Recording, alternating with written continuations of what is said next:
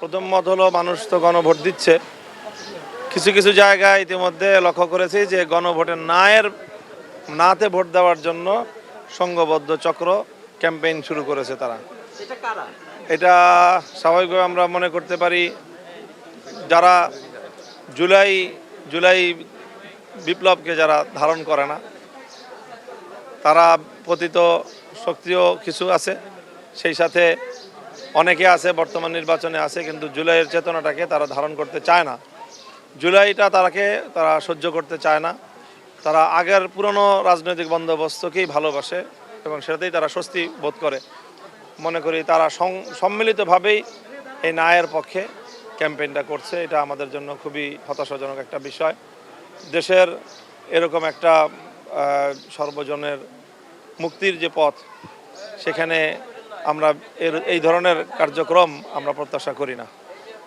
আর বাকি সার্বিক ভোটের যে পরিবেশ, সেই পরিবেশ বুথের ভিতরে যতটুকু আমরা দেখেছি, বড় ধরনের কোনো অভিযোগ করার মতো এখনও বুথের ভিতরে বা কেন্দ্রের ভিতরে আমরা পাইনি। তবে বিভিন্ন জায়গায় কেন্দ্রের সার্বিক পরিস্থিতিটাকে দখল করার মতো একটা মনোবৃত্তি আমরা বেশ কিছু জায়গায় লক্ষ্য করেছি।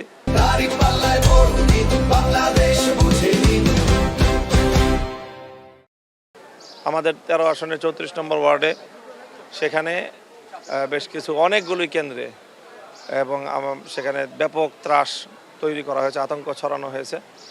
স্থানীয় রাজেশ খান এবং ওসমান নামে কয়েকজন বিএনপি দায়িত্বশীল, তারা এই সন্ত্রাসী কার্যকলাপটা পরিচালনা করেছে সকাল থেকেই।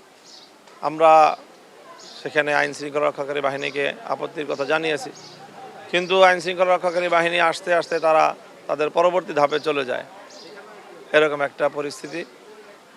তো সেই ক্ষেত্রে আমরা আশা করব যে পদক্ষেপ নেওয়া দরকার। পদক্ষেপ না নিয়ে শুধুমাত্র সরায়া দিলে তারা এক জায়গায় আতঙ্ক সৃষ্টি করে আরেক জায়গায় যায়, তারপর আবার আসে।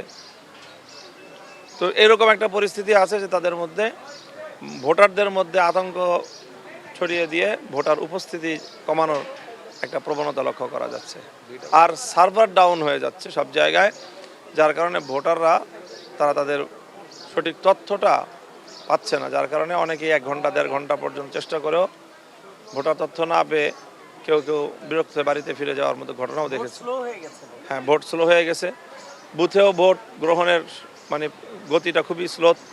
এখানে প্রায় 4000-এর মতো ভোটার, এখন 12টা পর্যন্ত প্রায় বাজে, মাত্র 500 ভোটের মতো কাস্ট হয়েছে মনে হচ্ছে। কিভাবে ভোট কাস্ট হবে? প্রিজাইডিং অফিসার বলতেছেন যে 4:30টার মধ্যে আসলে যতক্ষণ লাগে রাত 12টা বাজলো পড়লেও ওনারা ভোট নেবেন।